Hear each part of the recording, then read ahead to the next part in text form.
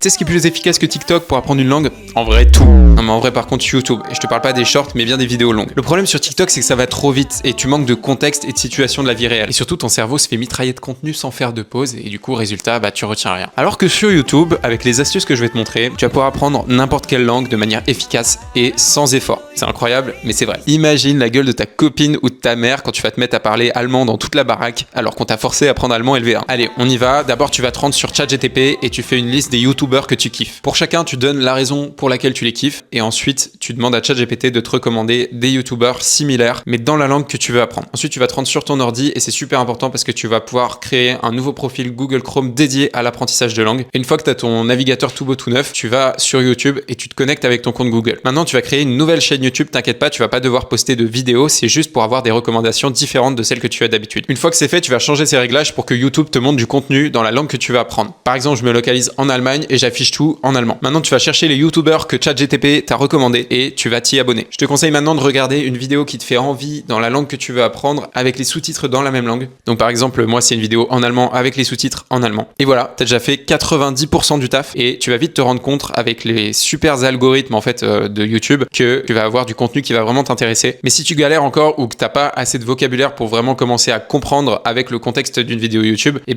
y a encore une dernière technique. Ça permet de faire beaucoup mieux et il y a seulement 1% des bilingues, trilingues et quadrilingues qui l'utilisent. Et c'est d'adapter les sous-titres à ton niveau. En gros, tu installes une extension, il y en a plein qui font ça. Tu fais le test de vocabulaire pour que l'outil puisse estimer ton niveau en anglais. Tu retournes sur YouTube, tu actives le truc, tu te mets en mode focus et là, ça va adapter les sous-titres à ton niveau. En gros, si tu connais rien dans la phrase, ça t'affiche dans la langue que tu veux apprendre plus la traduction. Et s'il y a par exemple un seul mot que tu connais pas, ça le traduit entre parenthèses. Le reste du temps, du coup, tu as les sous-titres dans la langue que tu veux apprendre puisque en théorie, tu es censé les comprendre avec les mots que tu connais. Donc voilà, maintenant tu vas pouvoir commencer à apprendre ou même progresser sans aucune difficulté. C'est incroyable. Et j'ai failli oublier d'ailleurs, il y a une dernière astuce que je te conseille. Si tu passes ta souris au-dessus des mots traduits, en fait, tu peux cliquer sur ceux que tu connais et ça te permet que les sous-titres soient mieux adaptés en fait tout au long de la vidéo que tu regardes. En plus, tu peux voir en fait le nombre de mots que tu connais. D'ailleurs, ici, tu as en fait une liste de tous les mots les plus utilisés dans la langue, donc du plus connu au moins connu. J'ai hâte de voir le nombre de mots que vous connaissez. N'hésitez pas à me le mettre en commentaire. En tout cas, sauvegarde si t'as pas ton ordi sous la main, même tu t'envoies la vidéo par mail, je sais pas, mais en tout cas, il faut que tu fasses ça sous ton ordi parce que c'est comme ça que tu vas le mieux progresser. Moi, c'était Tim et je te dis bonne chance pour ton apprentissage.